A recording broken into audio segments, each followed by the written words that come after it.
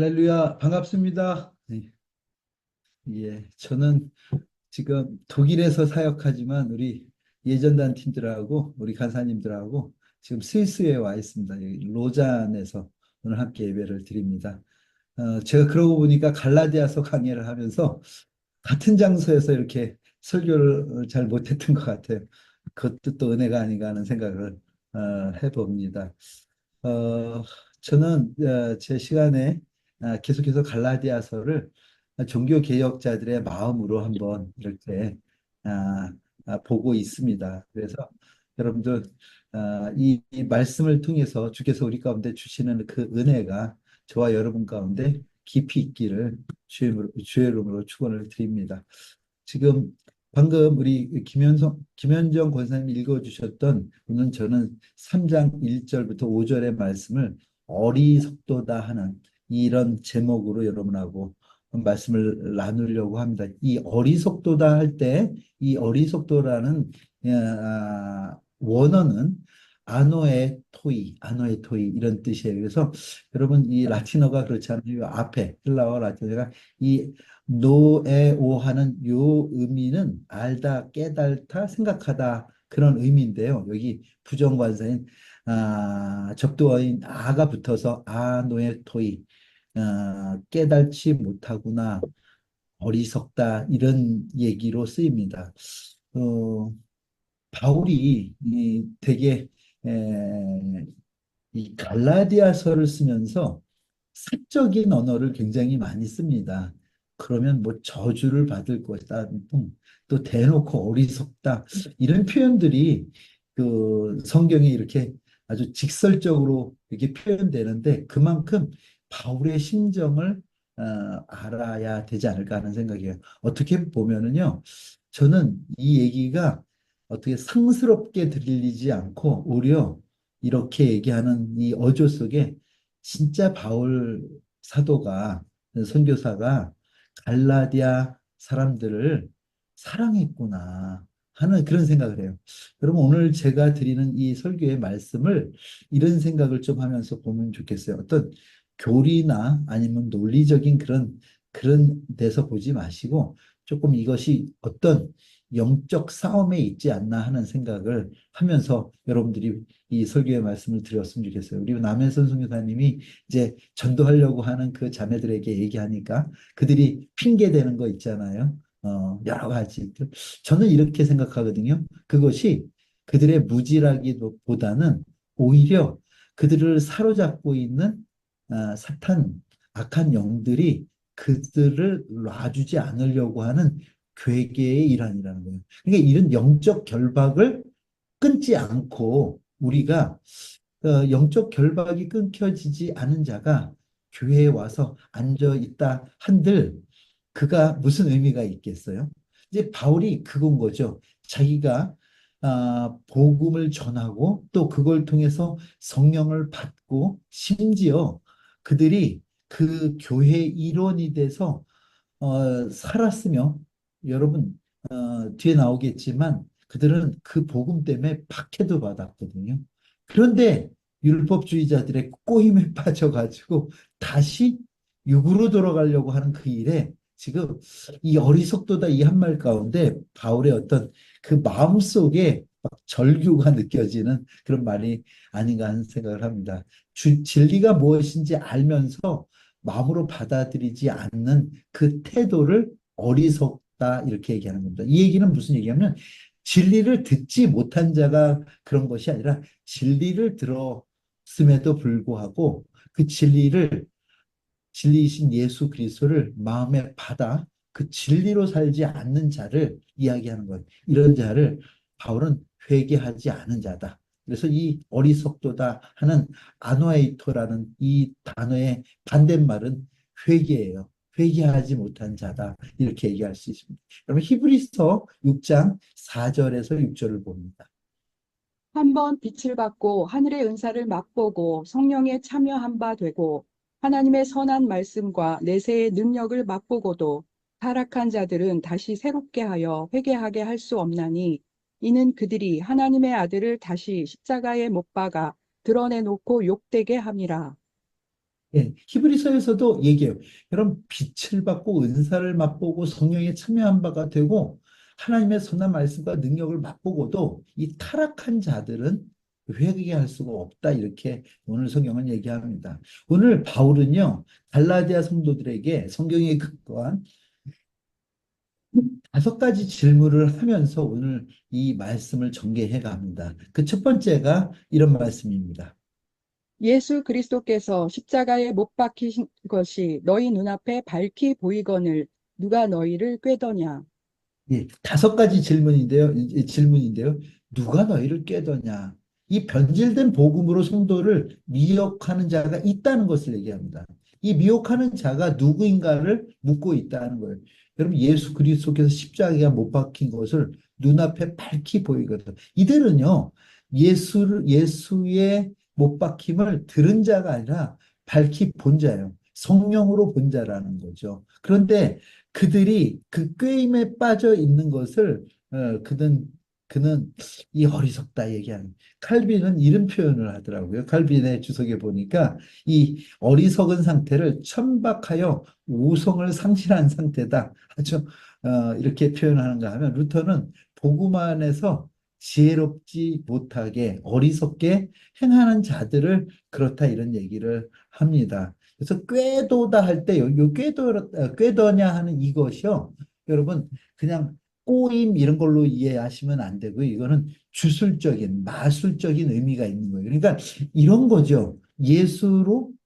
복음으로 거듭난 자도 사단의 꾀임을 받을 수 있다는 것에 대해서 여론은 얘기를 할 수 있습니다.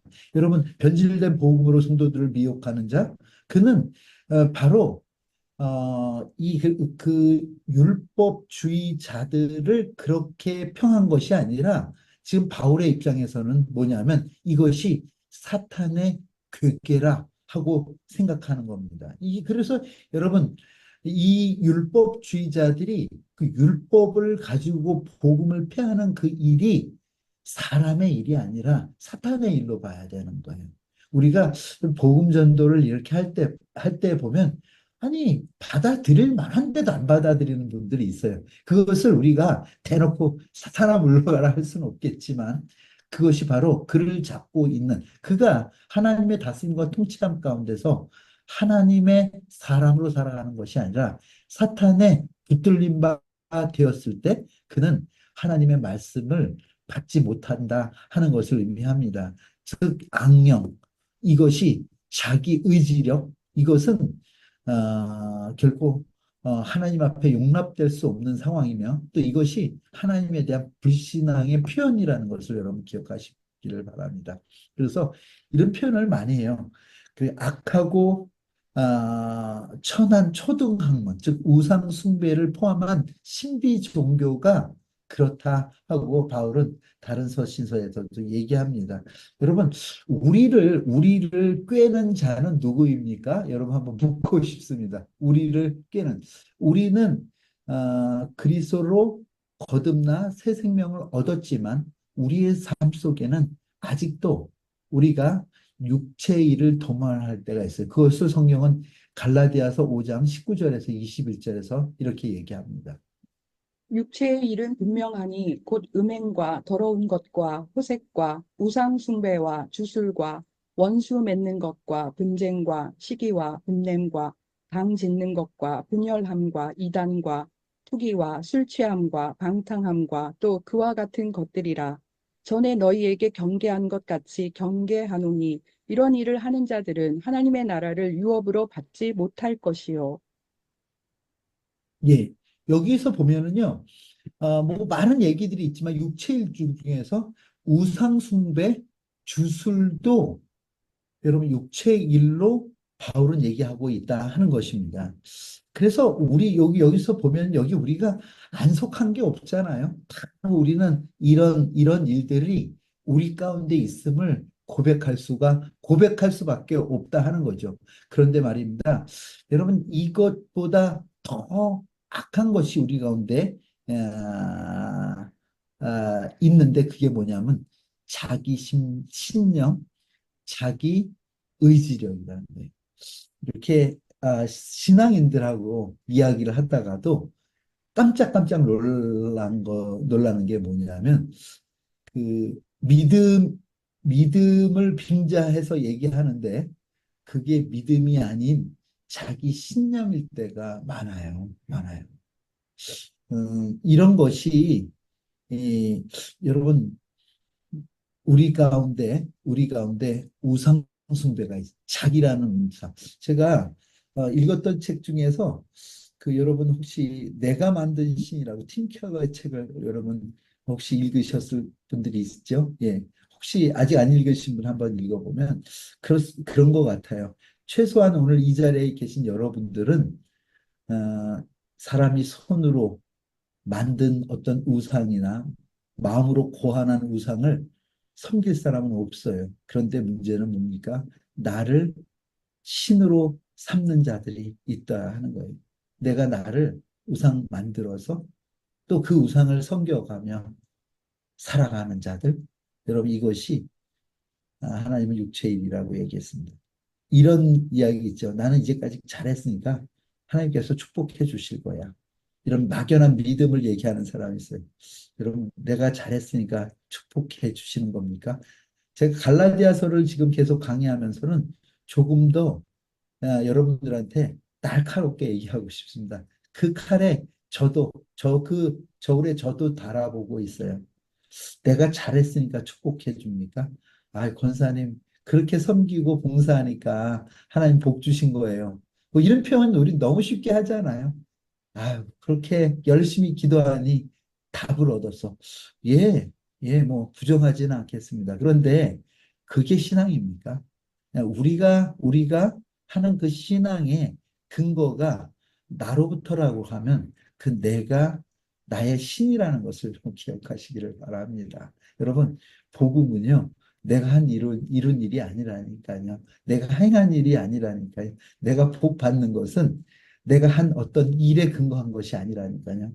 만약 그렇다면 우리는 세상 다른 자력 종교들과 같은 종교가 돼버리는 거죠. 우리의 힘으로 복을 받고 우리의 힘으로 능력을 얻어서 우리의 힘으로 살아가는 종교. 그는 기독교가 이야기하는 종교와 신앙의 내용과는 너무너무 먼 얘기다 하는 겁니다. 그래서 바울은 육체의 일을 주술로 언급하고 있어요. 마귀가 우리의 감각을 속이고 우리의 영을 속여서 우리로 하여금 우리가 행하는 그 어떤 일을 우상화하게 만드는 그런 것이 있어요.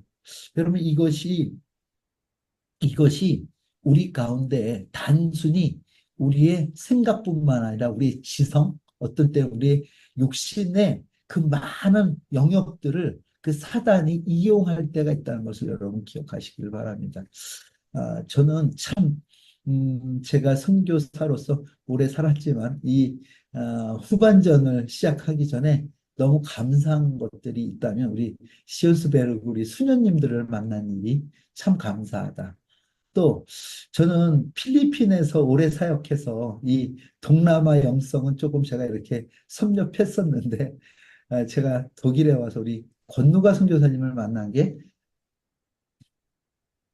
제 인생 후반전에 또 제 사역에 참 복이다 이런 생각을 해봐요. 뭐냐 하면 저는 눈에 보여지는 게 다라고 생각하고 아주 오랜 동안을 사역했어요. 근데 그 보이지 않는 것들에 대한 깊이와 무게를 요즘 이렇게 배워요. 그러면서 참 내가 가벼운 인간이었구나 하는 생각하고 참 내가 그 뭐라고 표현하기 어려운 진짜 얕은 데서 얕은 물에서 내가 그 물의 깊이를 모르고 살았구나 하는 생각을 해봐요. 그러니까 하나님에 대해서도 우리는 표현되는 것, 여러분의 부모님의 사랑이 표현되는 것만 부모님의 사랑입니까? 표현되는 게 많습니까? 표현되지 않는 게 더 많습니까? 사실은 표현되지 않은 사랑이 더 큰 사랑이고 제 아내가 자꾸 사랑하냐고 묻고 그럴 때 참 어렵습니다. 다 표현할 수 없는데 자꾸 그걸 확인하려고 그럴 때마다 어떻게 표현해 줘야 될지 모르겠어요. 예. 여러분, 우리가 하나님의 사랑을 안다고 얘기를 하는데 그 사랑을 내가 안다 얘기하는데 여러분들이 아는 사랑은 표현되진 사랑입니까? 아니면 표현할 수 없는 사랑입니까? 아니, 그 깊은 가운데 우리가 모르는 사랑이 더 큽니까? 저는요, 하나님이 저를 사랑하시는 그 사랑의 깊이가 내가 아는 것이 아니라 내가 모르는 게 더 크다고 생각해요. 그렇기 때문에 내가 살아가는 거예요. 내가 아는 정도만 하나님 나를 사랑해 주셨다면 벌써 죽었을 것 같아요. 벌써 난리 났을 것 같아요. 그런데 하나님이 하나님의 그 표현되지 않는 사랑의 무게가 커서 그게 제가 하루하루를 살아갈 수 있는 삶의 근거가 되지 않나 하는 생각을 해요. 그 사랑을 생각한다면 내가 꺼내놓은 어떤 헌신과 섬김이 무슨 의미가 있겠습니까? 저희가 사실 이 센터를 구입하기 전에 외기란 센터를 구입하려고 많은 노력을 했잖아요. 그때 제가 왜 그 센터에 대한 집착이 있었냐면 저는 그 외기라는 선교단체를 만드신 시티 스터트라는 선교사님을 정말 존경하거든요. 그분이 이런 표현을 했어요. 내가 하는 그 어떤 일도 희생이나 헌신이라고 얘기하지 말아달라고. 그러면서 이런 얘기를 해요. 내게 십자가에, 십자가에 우리를 위하여 죽으신 예수 그리스도의 그 십자가의 헌신을 우리가 알진데 내가 하는 그 어떤 것도 그 십자가 앞에서 희생도 헌신도 아니라 하는 그런 표현을 하셨어요.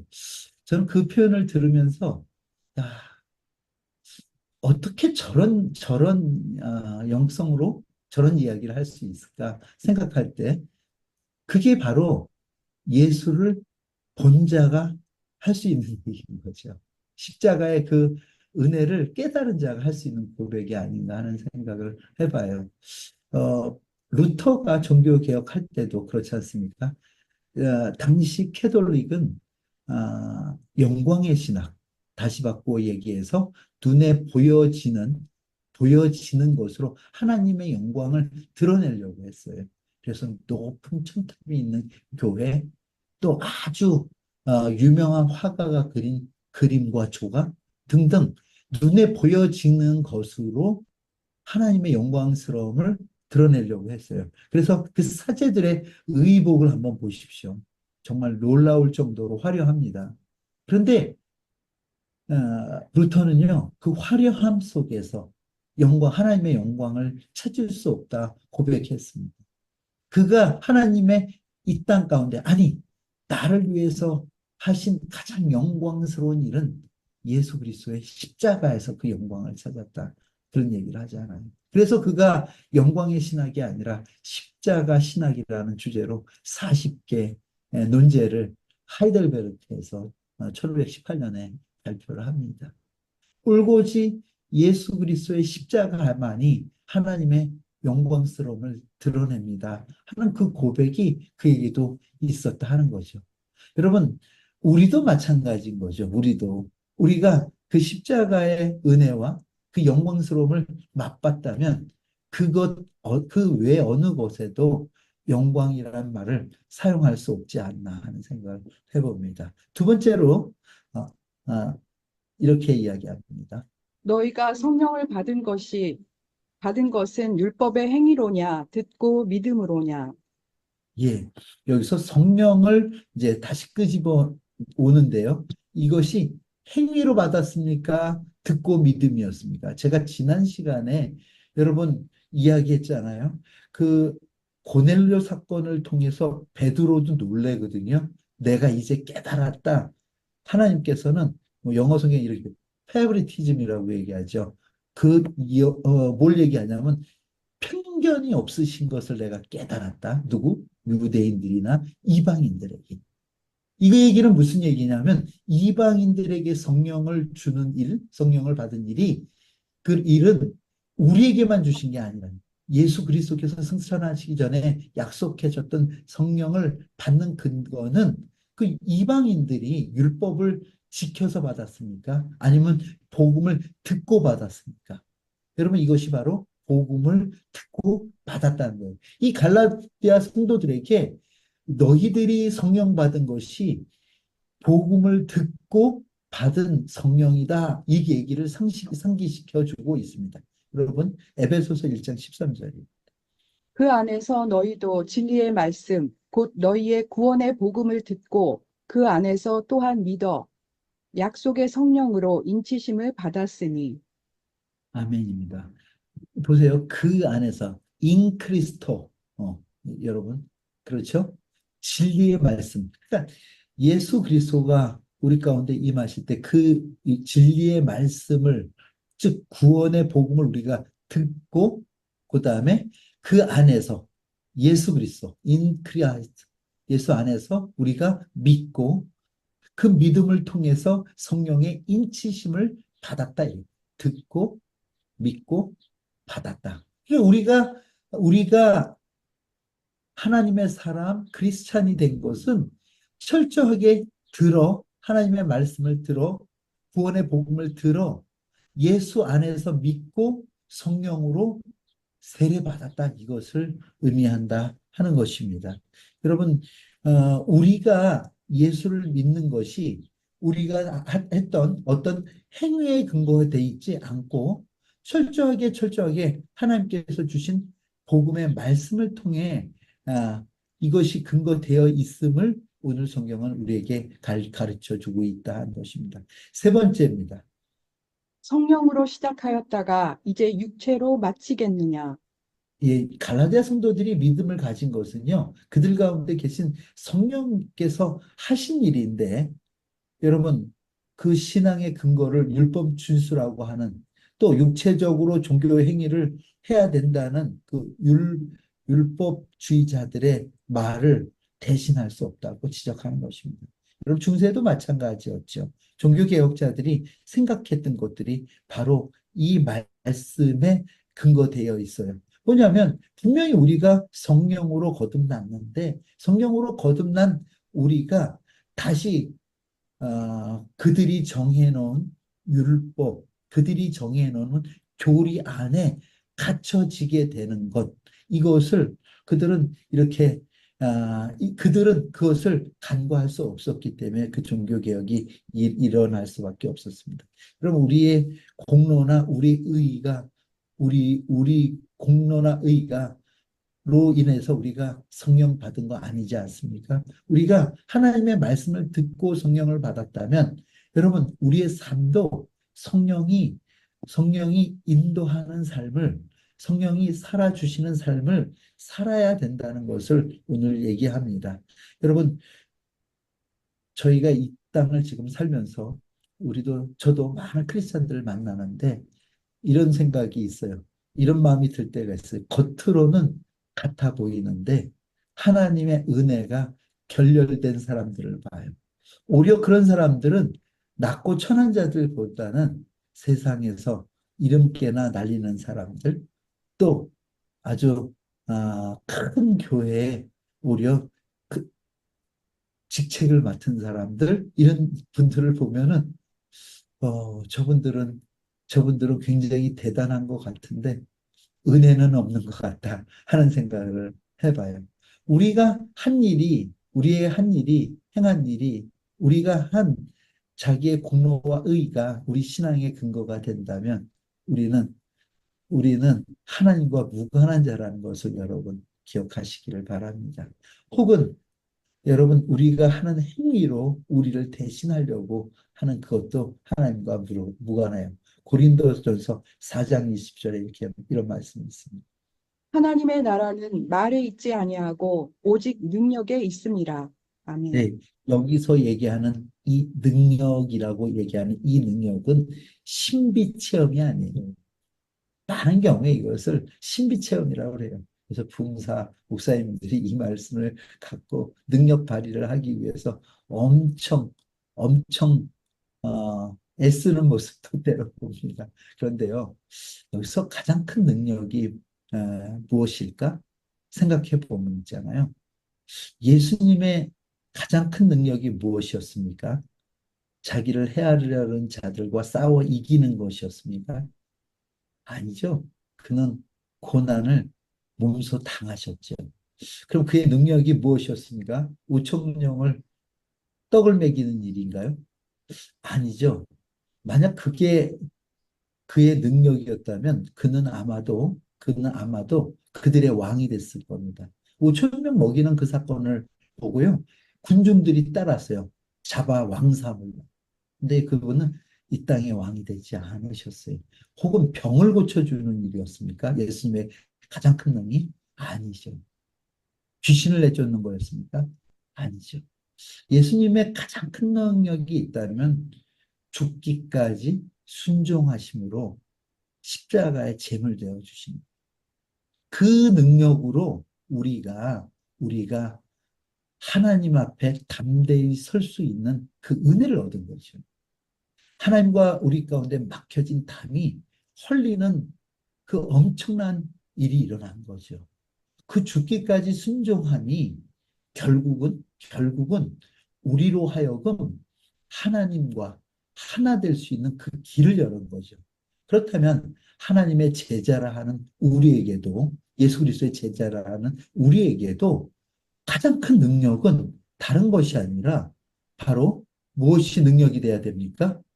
우리의 가장 큰 능력은 바로 죽기까지 순종하신 예수 그리스도를 쫓아 그분을 따라 살아가는 것, 이것이 바로 우리가 하나님 앞에 꺼내놓을 가장 큰 능력인 것을 여러분 믿으시기 바랍니다.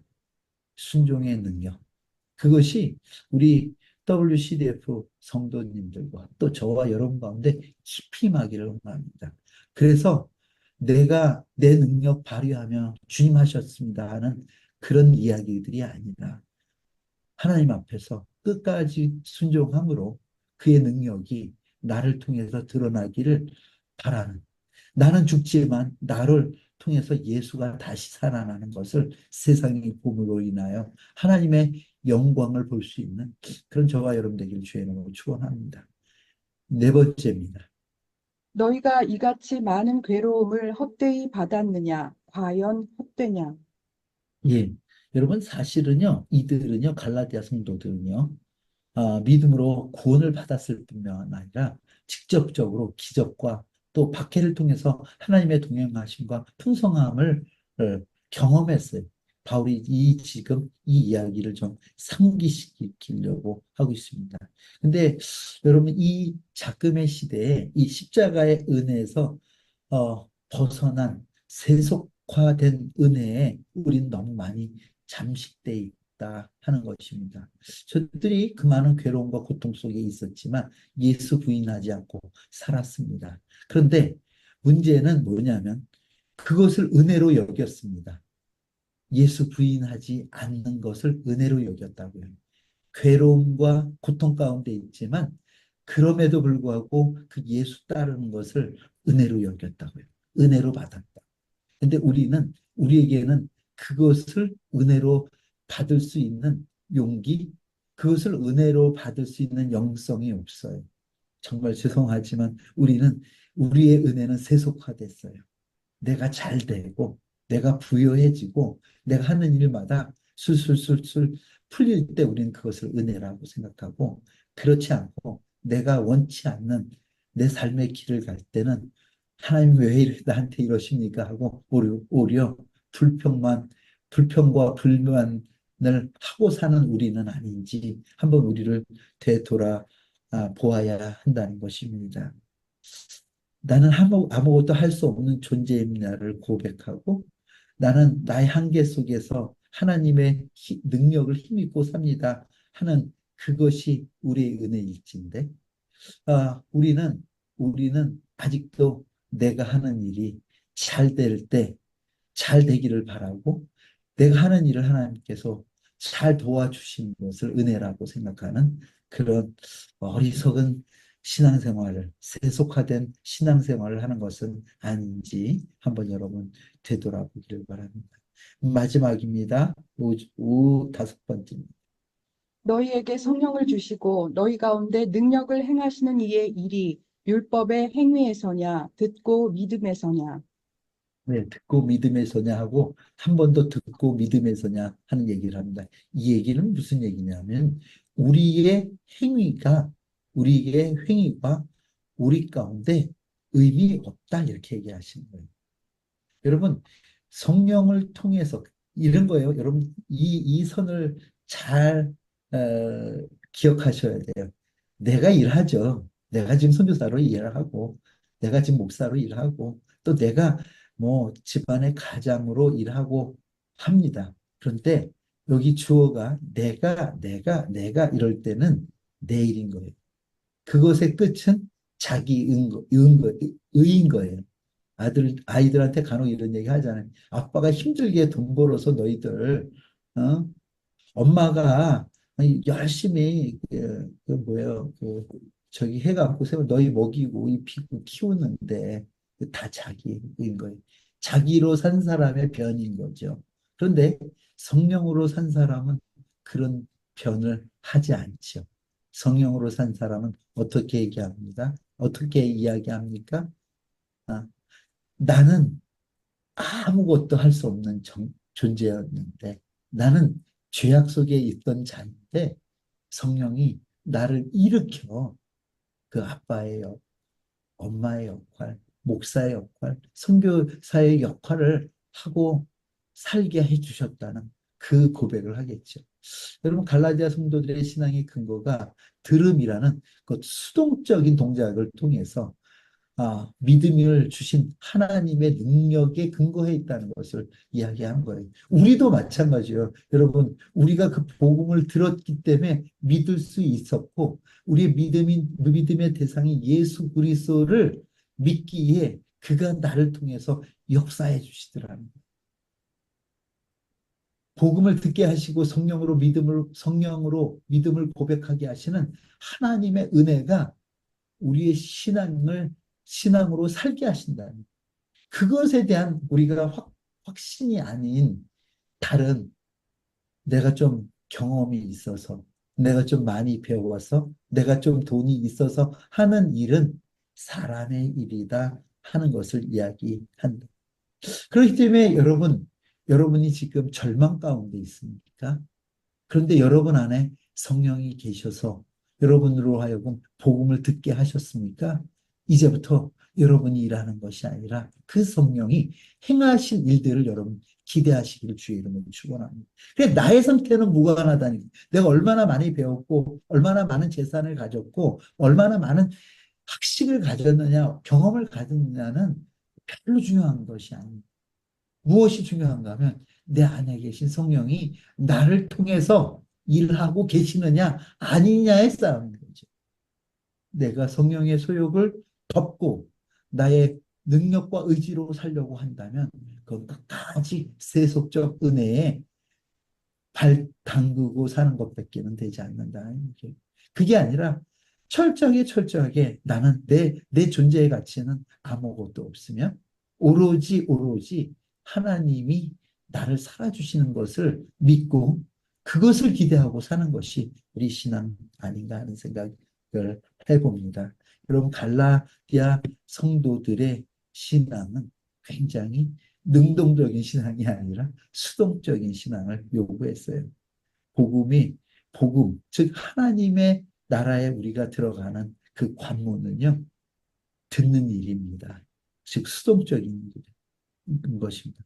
여러분 뿐만 아니라 우리가 그 나라를 이 땅 가운데 살아가는 것도 바로 그 복음으로 우리가 날마다 그를 경험하며 성장해 가는 것을 여러분 기억하시기를 바랍니다. 예수님께서 십자가에서 이루신 일이 바로 그 일 아니겠습니까? 예수님께서 능동적으로 그 복음을 성취하셨습니까? 아니죠. 그분은 그냥 십자가에서 너무너무 그냥 아무 조항 없이 죽으셨어요. 저는요, 베드로가 이해가 돼요. 왠지 아세요? 어, 아니, 내가 저를 따라다니는 그것의 끝은 저분이 왕이 되셨을 때 나도 한 자리 할 거라고 생각했어요. 그래서 호기를 부려서 예수님을 잡으러 온 그 말고의 귀를 단칼에 베어버리는 일도 했어요. 칭찬받을 줄 알았죠. 근데 칼로 승한 자는 칼로 망한다 하시면 오히려 말고의 귀를 붙여주셔요. 아니, 내가 뭘 잘못 믿은 거 아니야.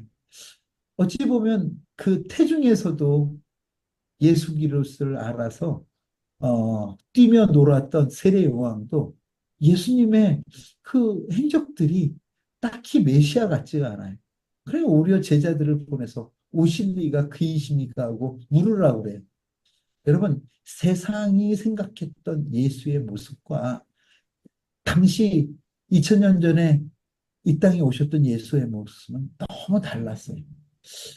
여러분 이 시대에 우리가 21세기를 살면서 2025년을 살면서 이 시대에 세상이 그리는 예수님의 상과 성경이 이야기하는 예수님의 상이 너무 다른 것 같아요. 너무 다른 것 같아요. 그렇기 때문에 예수님께 바라는 게 다르지 않나 하는 생각을 해봅니다. 데살로니가 전서 1장 5절입니다. 이는 우리 복음이 너희에게 말로만 이른 것이 아니라 또한 능력과 성령과 큰 확신으로 된 것이니라.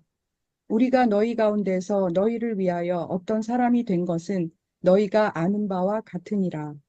예. 그러니까 바울이 지금 갈라디아 성도들에게 또 여기 데살로니가 전서를 통해서 데살로니가 성도들에게 이야기한 것은 이게 우리의 복음을 전한 것이 어떤 말쟁이들이 하는 것 같이 말로 한 것이 아니라 성령의 능력이었다는 것. 또 그걸 통해서 너희가 성령을 받고 그 안에서 큰 확신을 얻었다는 것을 너희가 알고 있지 않냐 하는 얘기를 합니다. 그렇기 때문에 여러분 이 가장 성령의 능력보다는 그들이 만들어 놓은 제도와 그들이 만들어 놓은 교리 안에서 사람들을 컨트롤하려고 했던 중세에 종교개혁자들의 생각은 이런 거 아니겠습니까? 사람에게 근거한 신앙은 참 신앙일 수 없으며 사람의 행위를 통한 구원은 기독교 진리가 가르치는 것이 아니겠다 하는 것이죠. 기독교가 가르치는 참된 진리가 될 수 없다는 것이에요. 그런데 지금 작금의 우리 가운데 이런 것들이 꿈틀꿈틀 다시 일어나는 것은 아닌지 한번 우리가 생각해 봐야 된다 하는 것입니다. 종교개혁자들은 인간의 종교적 행위가 아니라 복음을 들으면서 나는 그 믿음만이 바른 믿음임을 고백하고 성도들에게 믿음의 고백을 하게 하시는 분도 성령님이셨다는 것을 그들은 고백하고 살았다는 것을 여러분 기억하시기를 바랍니다. 우리에게도 동일하다 하는 것이에요. 여러분, 우리가 주를 위해서 어떤 일을 행하였다면 성령께서 하신 일입니다. 만약 성령께서 하시지 않은 일들이 나를 통해서 드러났다면 그것은 내 일이고 그건 내가 만든 신에 내가 굴복하는 일이라는 것. 또 내가 그 일로 쌓아질 것은 자기 의밖에 없다는 것을 기억하고 여러분 어리석도다 하는 그 어리석은 자들의 그 범주에 우리의 삶과 신앙이 들어가지 않기를 주의 이름으로 축원을 드립니다. 오늘 우리가 주신 말씀을 생각하면서 함께 기도할 때 하나님 우리는 신앙에 있어서 어리석은 자 되지 않도록 도와주세요. 그렇습니다. 우리의 무익함, 무지함, 무능력함을 고백하고 올곧이 내 안에 성령께서 나를 살아주심으로 그 성령이 드러내는 그 성령의 은사를 우리가 드러내며 살게 하시고 또 그것이 우리 안에 차곡차곡 성령의 열매로 맺어지게 해주세요. 우리 다 같이 기도하도록 하겠습니다. 다 같이 기도합니다. 하나님